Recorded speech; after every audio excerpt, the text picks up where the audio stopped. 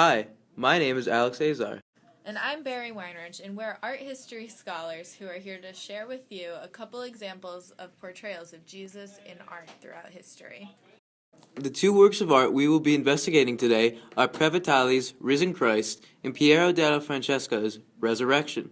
We will be comparing these two pieces, both of which are about Jesus' resurrection. Despite the pieces both having the same subject, they are very different, in ways such as material, artistic elements, themes, and cultural influences.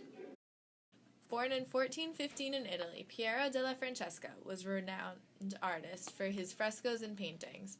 Upon his death in 1492, at the age of 77, Piero had four notable pieces: the Baptism of Christ, the Flagellation of Christ, and the Brera Madonna and Resurrection. Piero's work was characterized by his serene humanistic scenes, use of geometric forms, and perspective. Elements of Renaissance painting are also apparent in his pieces, such as his uncanny ability to capture realistic faces that show emotion. As the 1400s progressed, the style of painting also evolved. Painting started to have more solidified forms and naturalism in faces and gestures. In addition, at this point in history, oil paint had not been invented, so paintings were created using either tempera or, more commonly, fresco. Moreover, at this point in time, artists were fascinated with exploring elements of perspective and light in their paintings. Fun fact: despite being known primarily for his art, Piero was also a mathematician and geometer.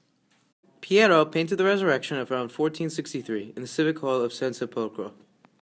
As you look at the fresco Resurrection by Piero della Francesca, one of the first observations is the triumphant Christ rising up from his tomb 3 days after his death. Upon closer examination, you can notice a large stone in the lower right-hand corner. Despite this seeming like an unimportant detail, the rock is of utmost importance. The rock is believed to represent the relic of sepulchre.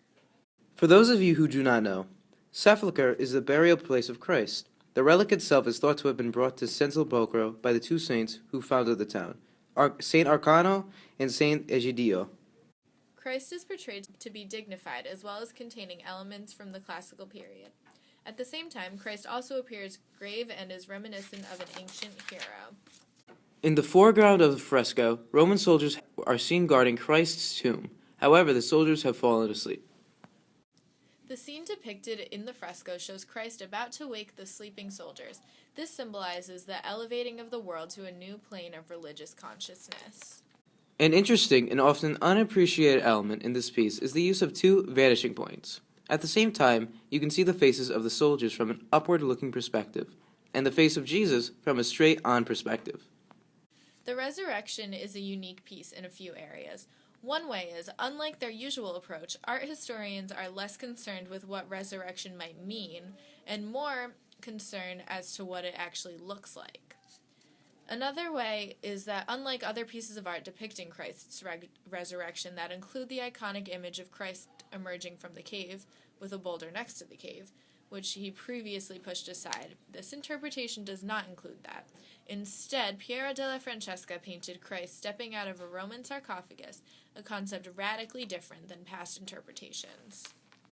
What makes the Resurrection unique is the fact that there was no oil paint, and that is why it was created in the traditional early Renaissance style of fresco.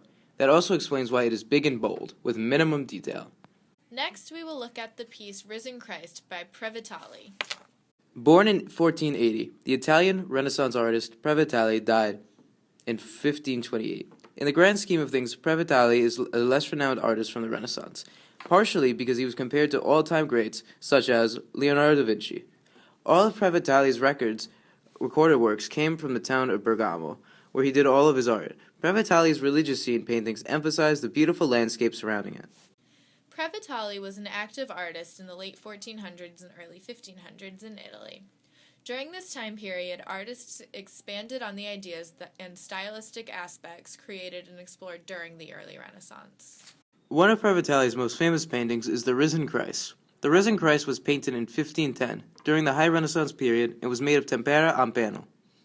In this piece is the depiction of a triumphant Christ who has just risen from the dead on Easter morning. Christ has his right hand raised in a gesture of blessing.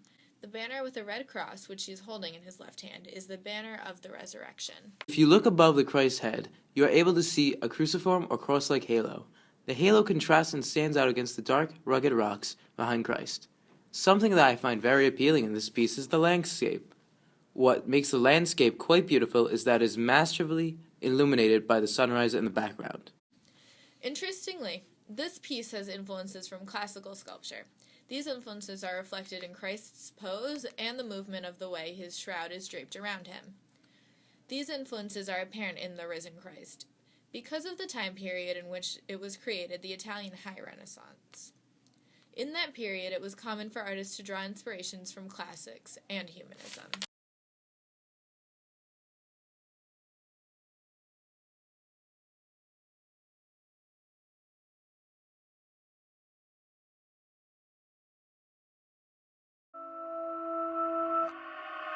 I am phenomenal. With every ounce of my